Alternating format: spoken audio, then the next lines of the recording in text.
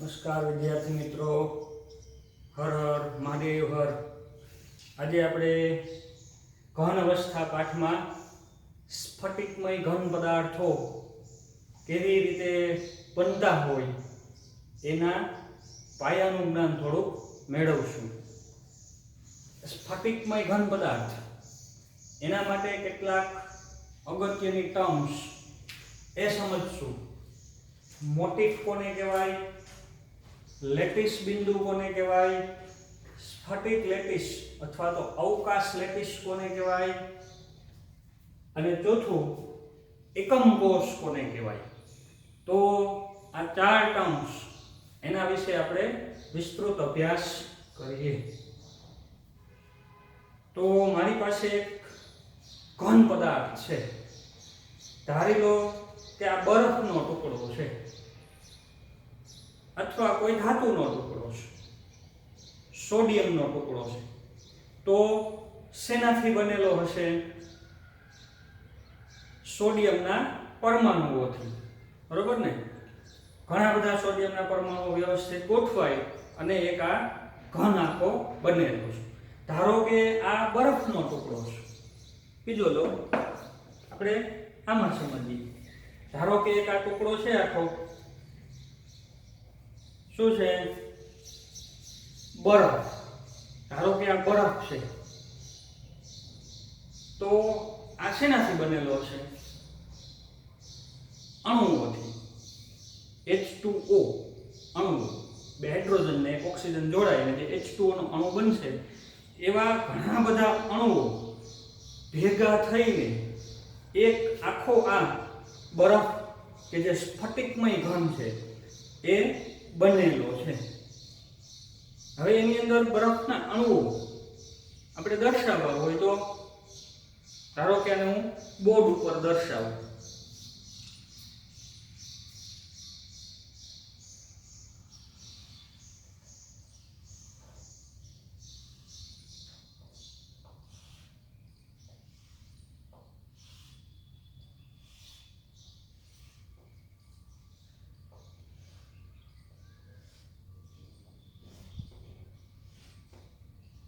બરોબર? આ આપણે એક ઘન પદાર્થ દોરી નાખ્યો, આ બરફ.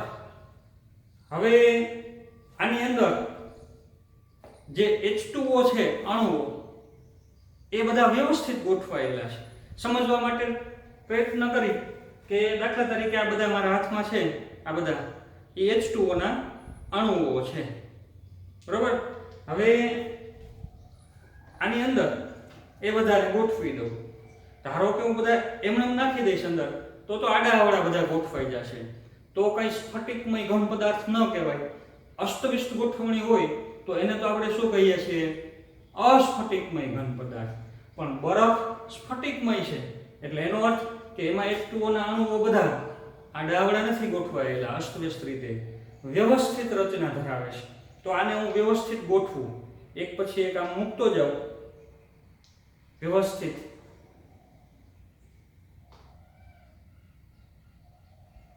ધારો કે આખું ખોખું છે એ વ્યવસ્થિત ભરાઈ ચૂક્યું છે, બરોબર છે?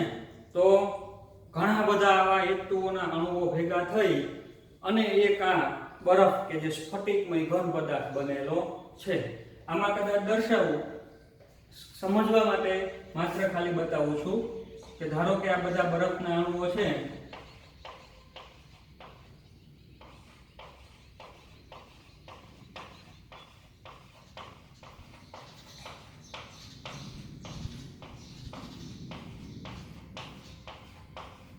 આ બધા ગોઠવાઈ ચૂક્યા છે. એક લાઈનમાં નથી ગોઠવાયેલા હોતા, એ તો વ્યવસ્થિત એની ખાસ સ્ફટિક રચના બનાવતા હોય છે. કઈ કઈ રીતે ગોઠવાય તો આપણે આના પછી જોશું. અત્યારે ખાલી સમજવા પૂરતા મેં આવી રીતે લાઈનમાં વ્યવસ્થિત દર્શાવેલા છે, સ્ફટિકમય ઘન પદાર્થ બની.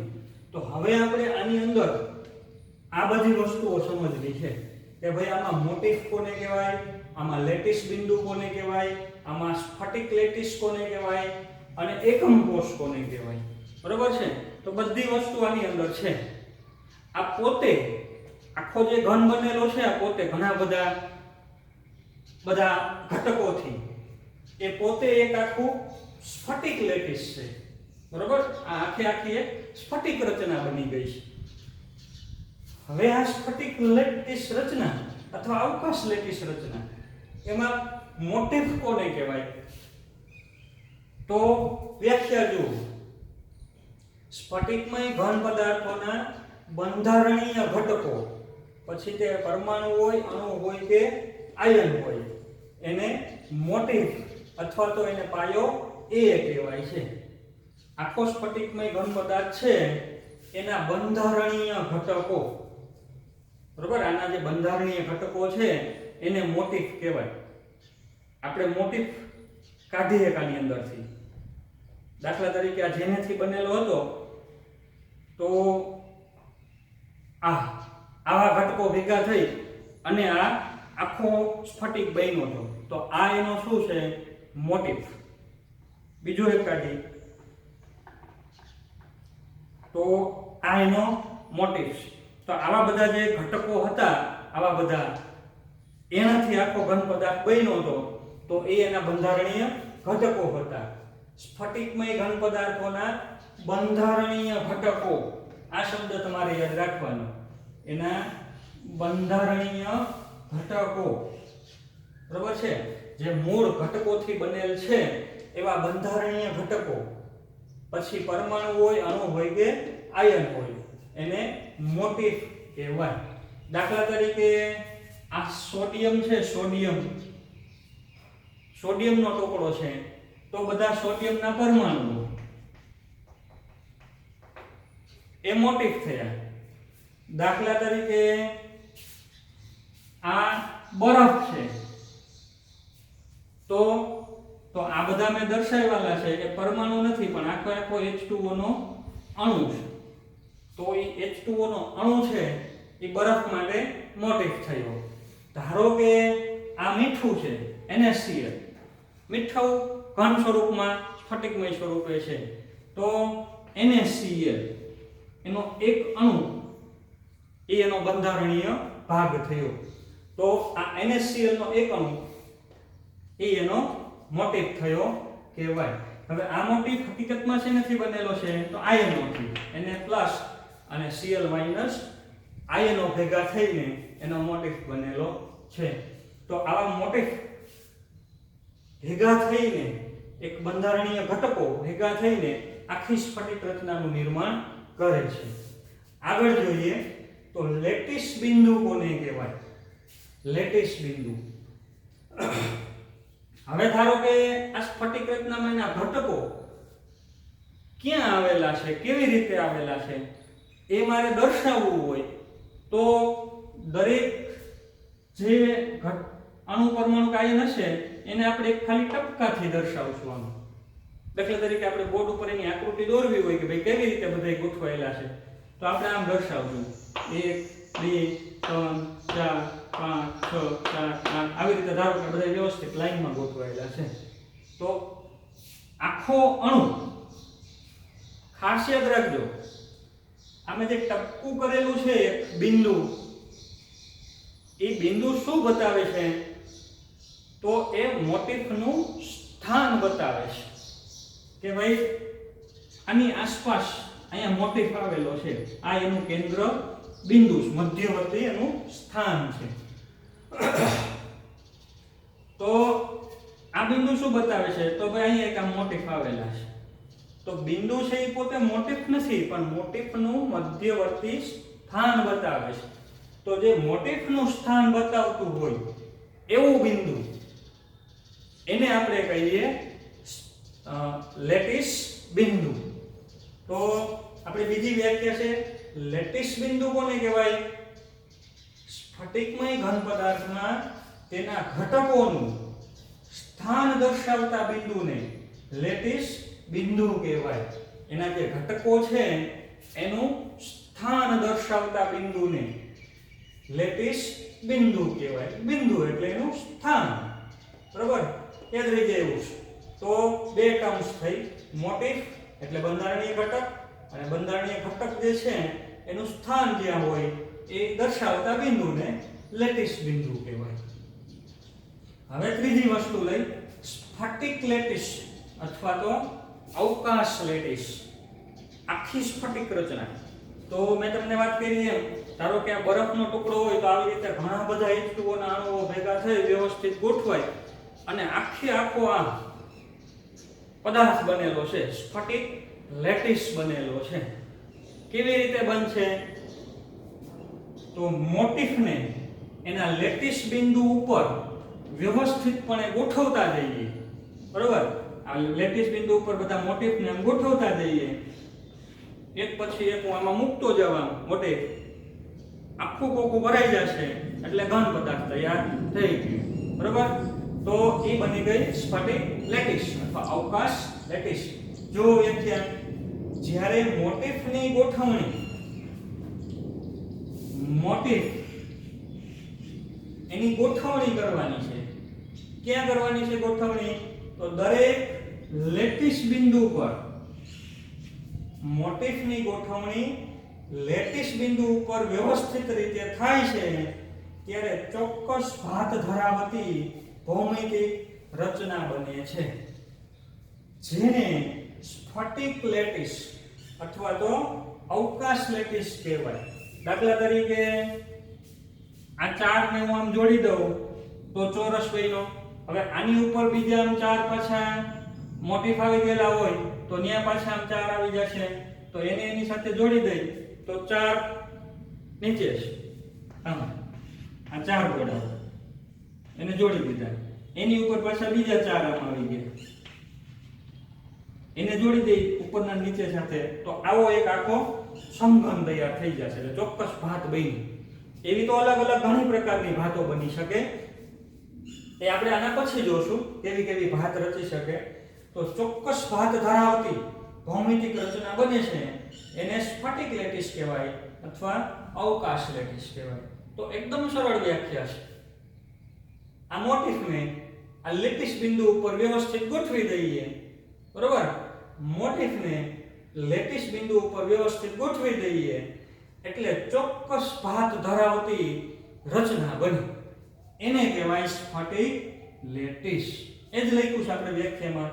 જ્યારે મોટિફની ગોઠવણી દરેક લેટિસ બિંદુ પર વ્યવસ્થિત રીતે થાય છે ત્યારે ચોક્કસ ભાત ધરાવતી ભૌમિતિક રચના બને છે, જેને સ્ફટિક લેટિસ અથવા તો અવકાશ લેટિસ કહેવાય. હવે કદાચ બેક માર્કમાં એવો પ્રશ્ન પૂછે કે સ્ફટિક લેટિસની લાક્ષણિકતાઓ જણાવો, સ્ફટિક લેટિસની લાક્ષણિકતા જણાવો. તો આપણે જે આ છે ને મોટિફ, લેટિસ બિંદુ, સ્ફટિક લેટિસ એને વ્યવસ્થિત રીતે થોડાક મુદ્દાઓ રજૂ કરી દઈએ એટલે થઈ ગઈ એની લાક્ષણિકતાઓ. 3 લાક્ષણિકતાઓ મેં અહીં દર્શાવેલી છે, 1, 2 અને 3. પહેલી લાક્ષણિકતા, તો સ્ફટિક લેટિસ જે પણ હોય એ લેટિસના પ્રત્યેક બિંદુને, આ દરેક બિંદુને શું કહીએ? લેટિસ બિંદુ અથવા લેટિસ સ્થાન.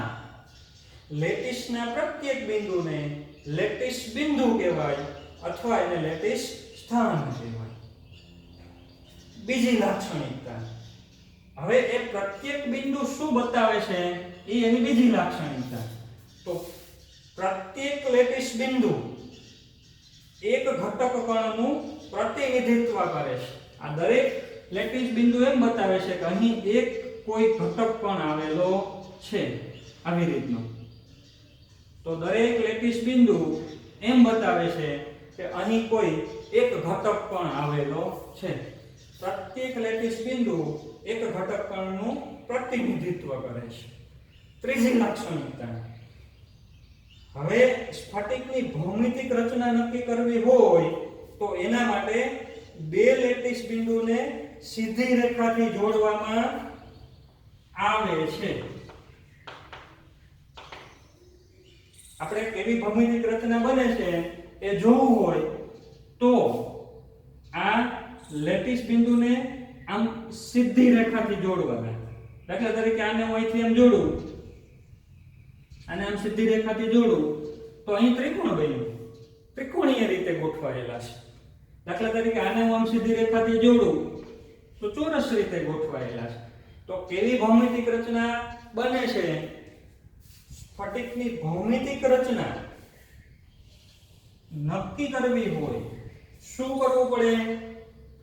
એના દરેક લેટિસ બિંદુને એટલે નજીકના ટૂંકમાં બે લેટિસ બિંદુને સીધી રેખાથી જોડવામાં આવે છે, નહીં કે વક્ર રેખા. ધારો કે હું વક્ર રેખાથી જોડું તો આને હું વક્ર રેખાથી આમ જોડું, આને આમ, આને વક્ર રેખાથી જોડું, આને વક્ર, તો વર્તુળ બની ગયું. અહીંયા પણ એવું કરી શકાય, આને વક્ર રેખાથી જોડું આમ, અહીંયા વર્તુળ બની ગયું. તો વક્ર રેખાથી જોડવાથી કઈ ભૌમિતિક રચના ન નક્કી થાય. વક્ર રેખા તો આપણે વક્ર રેખાથી તો ધારી એવો આકાર બનાવી શકીએ, આપણે ધારી એવો આકાર બનાવી શકીએ, એમાં ભૌમિતિક રચના છે એ સ્પષ્ટ થાય નહીં. તો સીધી રેખાથી જોડવાનું છે, બરોબર? આપણે આના પછી આવી ઘણી બધી સ્ફટિક રચનાઓ જોઈશું. હકીકતમાં તો એક ઉલ્લેખ આપણે કરીએ અહીંયા કે અહીં ચોરસ બન્યો તો, અહીં ત્રિકોણ બન્યો તો આવી રીતે અલગ કઈ રીતે બધા ઘટકો ગોઠવાઈ શકે, કેટલી રચનાઓ બની શકતી હશે? રચનાઓ તો અસંખ્ય બની શકે, પણ કુદરતમાં જે અસ્તિત્વ ધરાવે છે એવી સ્ફટિક રચનાઓ 14 છે, 14. અત્યાર સુધીમાં ટોટલ આવી રીતે 14 સ્ફટિક રચનાઓ છે એનું અસ્તિત્વ માલુમ પડેલું છે. એક નોંધ કરજો, આની સાથે સ્ફટિક લેટિસ છે એમાં જ એક મુદ્દો ઉમેરજો.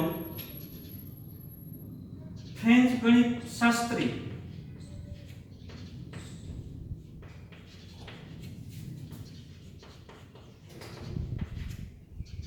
બ્રેવિસ નામના વૈજ્ઞાનિકે, તો ગણિત શાસ્ત્રી હતા, ફ્રેન્ચ ગણિત શાસ્ત્રી બ્રેવિસે કુલ 14 પ્રકારની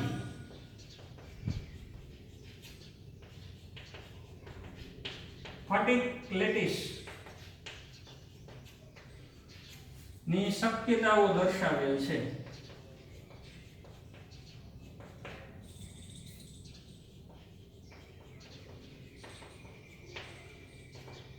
તેથી તેને બ્રેવિસ લેટિસ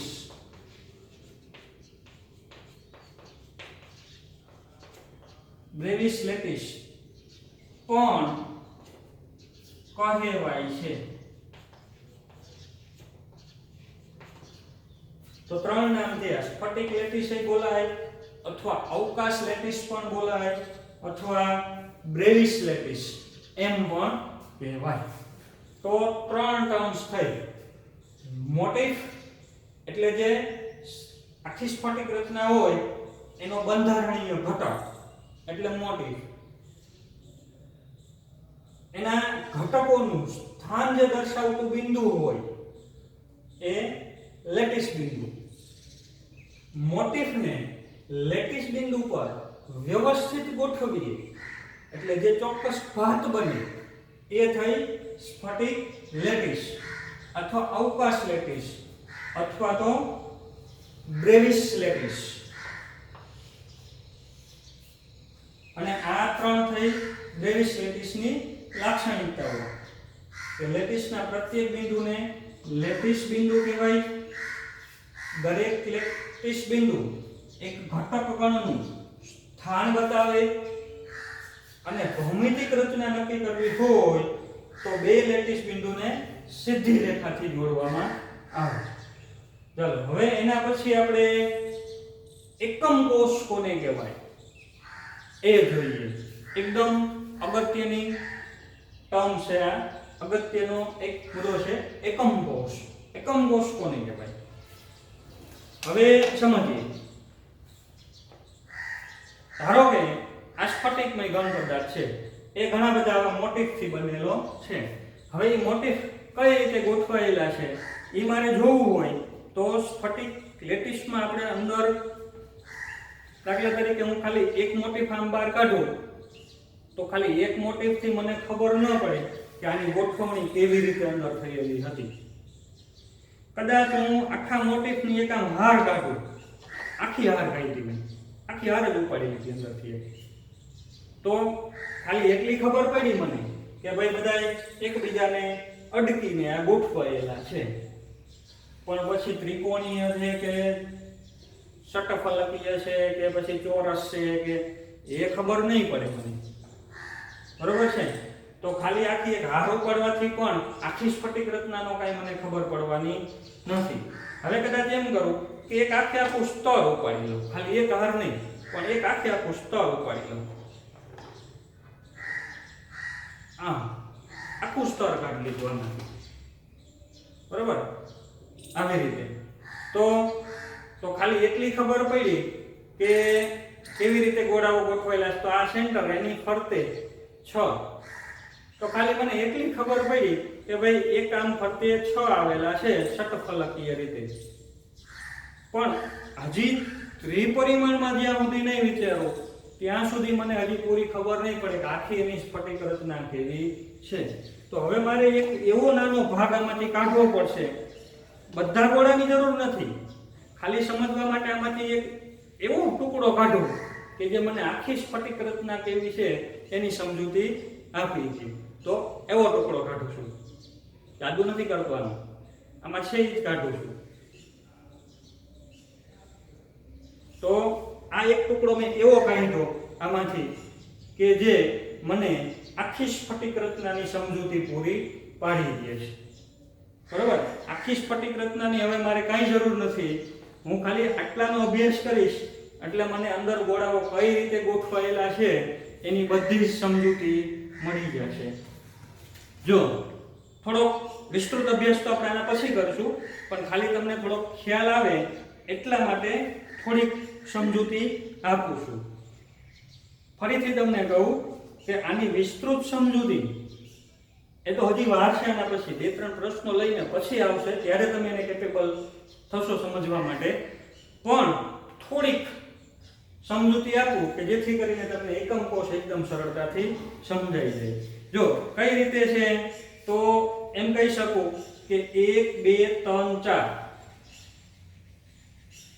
પછી પાછળ આવી રીતના 1 2 3 4, એટલે કે એક આવો આમ સમઘન છે આના જેવો, 4 ખૂણા આગળના 4 પાછળના, અથવા 4 1 2 3 4 ખૂણા ઉપરના છે, 1 2 3 4 ખૂણા એના નીચેના, સમઘન છે. પછી જે બાજુ છે એ દરેક બાજુમાં એક ગોળો આવેલો છે, એક ઘટક પણ બાજુમાં આવેલો છે, દરેક બાજુમાં જો છે 1 2 3 4 ખૂણા એક બાજુમાં. તો દરેક ખૂણા ઉપર એક એક ગોળાઓ આવેલા છે, દરેક બાજુના મધ્યમાં એક એક ગોળાઓ આવેલા છે. 4 બાજુ આ થઈ, એક ઉપરની બાજુ એક નીચેની બાજુ, એમાં પણ મધ્યમાં એક.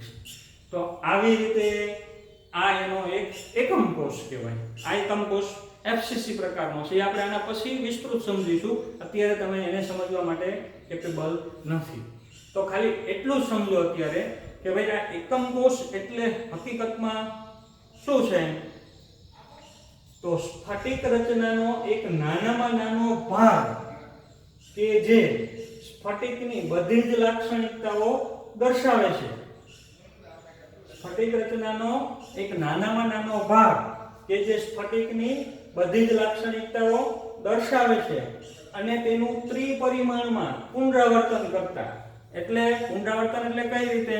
તો દાખલા તરીકે મેં એક અહીંયા મૂક્યો આ એક એકમ કોષ, હવે એની બાજુમાં બીજો એકમ કોષ મૂકું, ત્રીજો મૂકું, આ બાજુ મૂકતો જાવ, ઉપર મૂકતો જાવ, આમાં દાખલા તરીકે આમાં એકમ કોષ મૂક્યો, પછી બીજો મૂકી દીધો, ત્રીજો મૂકી દીધો, ત્રિપરિમાણમાં એટલે એક અહીંયા મૂક્યો, પછી આમ મૂકતા જાય, આ બાજુ મૂકતા જાય, આમાં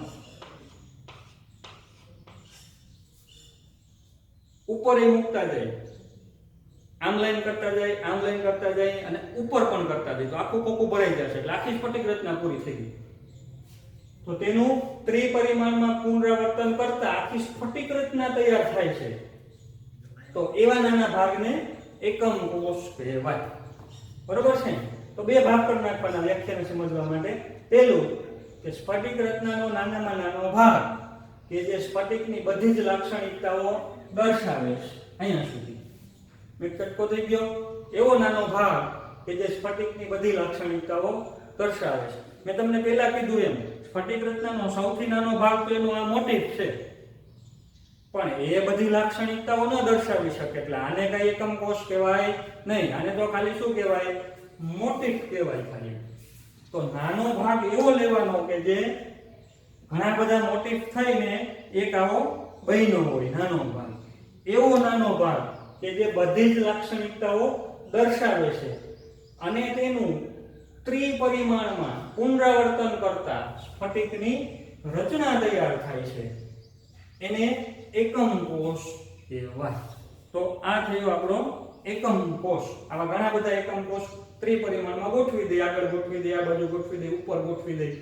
ત્રિપરિમાણમાં ઘણા બધા મૂકી દે એટલે આખી સ્ફટિક રચના તૈયાર થઈ ગઈ હવે દ્વિપરિમાણમાં એકમ કોષ 3 પ્રાચલ ધરાવે છે દ્વિપરિમાણ એટલે આ એકમ કોષ તો અત્યારે ત્રિપરિમાણમાં છે પણ દ્વિપરિમાણ એટલે ખાલી આપણે તળિયું જ લઈ ખાલી કે ભાઈ આ ગોળાઓ છે આવી રીતના આ અત્યારે જે છે ખાલી દ્વિપરિમાણમાં જ છે આમ લાઈન છે અને આમ લાઈન છે ઊભી અને આડી તો ખાલી દ્વિપરિમાણમાં જ ગોળાઓ આવેલા છે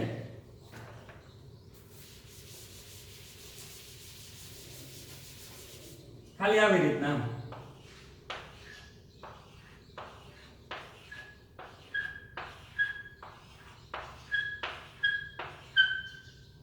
આ જે રચના છે એ બરોબર છે ખાલી ત્રિપરિમાણમાં છે આડી અને ઊભી રીતે તો આને 3 પ્રાચલ હોય પ્રાચલ એટલે પરિમાણ ક્યાં તો દાખલા તરીકે હું 4 ગોળાને જોડી દેવાનું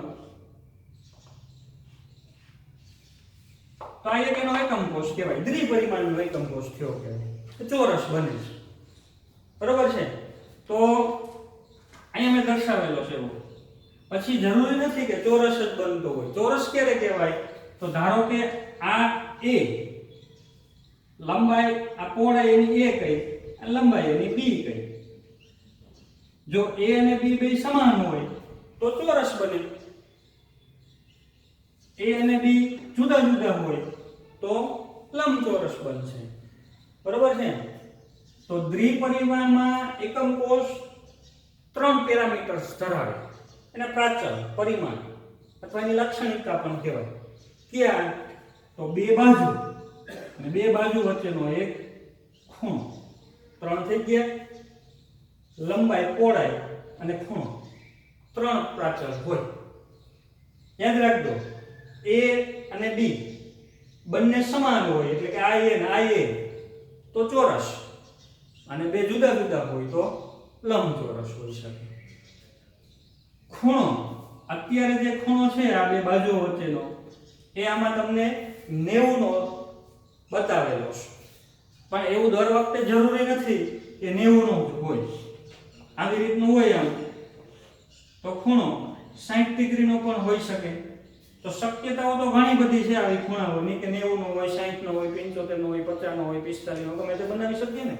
અસ્તિત્વ બેનું હોય 90 ડિગ્રી હોય કે 60 ડિગ્રી હોય છે બરાબર છે તો આ જે ખૂણો છે કેમાં એ હકીકતમાં 90 ડિગ્રી અથવા 16 ડિગ્રી હોય છે તો 3 પેરામીટર થયા બે બાજુ a અને b બંને સમાન હોય ન પણ હોય ખૂણો a અને b વચ્ચેનો તો ગેમાં 90 હોય અથવા તો 60 ડિગ્રીનો હોય છે તો આ ત્રિપરિમાણની વાત થઈ પણ હવે ત્રિપરિમાણની લઈ ત્રિપરિમાણની ચર્ચા કરીએ એટલે ધારો કે અહીંયા તો એક અહીંયા ગોળ આવેલો છે એક અહીંયા આવેલો છે એક અહીંયા આવેલો છે એક અહીંયા આવેલો છે ચારે ચાર એકબીજાના આવી રીતના સંપર્કમાં જ છે યાદ રાખજો પણ સમજવા માટે આપણે એને જુદા દર્શાવેલા એકનું કેન્દ્ર અહીંયા આવે છે એક અહીંયા આવે છે એક અહીંયા આવે છે એક અહીંયા આવે છે ચાર ગોળાઓ થયા દ્વિપરિમાણ રચના થઈ આની ઉપર જ પાછા બીજા ચાર મૂકી દો ઉપર પાછા આમ ચાર મૂકી દો આ ચાર થઈ ગયા એને ઉપર નાની સાથે આમ જોડી દઈ તો ચાર નીચે, 4 એની ઉપર. સમઘન બની ગયું. આવું સમઘન થઈ ગયું. બરોબર છે. 4 ગોળાઓ અહીંયા નીચે છે. આ ખૂણે છે, આ ખૂણે, દરેક 4 ખૂણે એક ગોળો છે અને 4 એની ઉપર. તો 8 ગોળાઓથી એક આ સમઘન બન્યો. તો આવી રીતે અહીં દર્શાવેલો છે. હવે આપણે ત્રિપરિમાણીય રચના થઈ એ સમજીએ. તો ત્રિપરિમાણમાં એકમ કોષ 6 પ્રાચલ એટલે કે 6 પેરામીટર ધરાવે છે. એ 6 પ્રાચલ કયા કયા અહીં ધ્યાન રાખજો. 6 પ્રાચલમાંથી 3 એની ધાર. કઈ ધાર થશે? જો હું આ કોણાને ધ્યાનમાં લઉં, આ ઊભી, આને હું કહું A, આને કહું B, A B, અને ઉપર છે આ C. લંબાઈ, પહોળાઈ અને ઊંચાઈ અહીં બતાવેલી છે. આ A. પછી આજે તમારી સામે ધાર છે આવડી, આ B, આ B બતાવજો, આ A, અને ઉપર છે એને આપણે કહીએ C. તો આવી રીતે લંબાઈ, પહોળાઈ અને ઊંચાઈ 3 ધાર A, B અને C એકબીજાને સમાન હોય અને ન પણ હોય. જો અહીં સમાન છે એટલે સમઘન છે, પણ દર વખતે કઈ આવો સમઘન બનશે નહીં. એવી તો અલગ અલગ 14 શક્યતાઓ બની શકે. હવે 3 ધાર વચ્ચેના ખૂણા. તો ધાર B અને C વચ્ચેનો ખૂણો એટલે આને આપણે B કીધું અને આ ઉપર C. એ બે વચ્ચે જે ખૂણો બન્યો A, તો B અને C વચ્ચેનો ખૂણો આલ્ફા. એવી રીતે અહીં A અને C વચ્ચેનો ખૂણો છે બીટા. આ ખૂણો થયો આલ્ફા, આ ખૂણો થયો બીટા, અને અહીં A અને B વચ્ચેનો ખૂણો બન્યો આ ખૂણો, આધાર A આધાર B એની વચ્ચેનો ખૂણો બન્યો એ ગેમા. તો B અને C વચ્ચેનો ખૂણો આલ્ફા, A અને C વચ્ચેનો ખૂણો બીટા, અને A અને B વચ્ચેનો ખૂણો છે એ ગેમા. તો 3 ધાર અને 3 ખૂણા. કેટલા પ્રાચલ થયા? 6. તો આ રીતે 6 પ્રાચલ થયા. 3 ધાર અને 3 ખૂણા એટલે એના 6 પ્રાચલ થયા.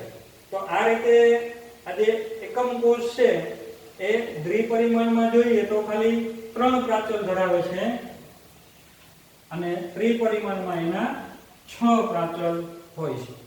તો સ્ફટિક રચના જે 14 પ્રકારની છે એને સમજવા માટે આપણા માટે એકમ કોષ જ અગત્યનો છે. એકમ કોષ એવા 14 પ્રકારના અલગ અલગ બનશે કે જે હવે આપણે આના પછીના લેક્ચરમાં એનો આપણે વિસ્તૃત અભ્યાસ કરીશું. તો આના પછીના જે એકમ કોષ સમજવાના છે એના માટે આ 4 ટર્મ્સ યાદ રાખવી ખૂબ જ જરૂરી છે. કઈ 4? તો મોટિફ એટલે જે નાનો ભાગ, લેટિસ બિંદુ એનું સ્થાન દર્શાવતું બિંદુ, સ્ફટિક લેટિસ, મોટિફ ને લેટિસ બિંદુ ઉપર ગોઠવીએ એટલે જે આખી ભાત તૈયાર થાય ચોક્કસ એ સ્ફટિક લેટિસ થઈ. એના 3 લાક્ષણિકતાઓ. અને એકમ કોષ એટલે એક એવો નાનો ભાગ કે જે બધી લાક્ષણિકતા દર્શાવી શકે.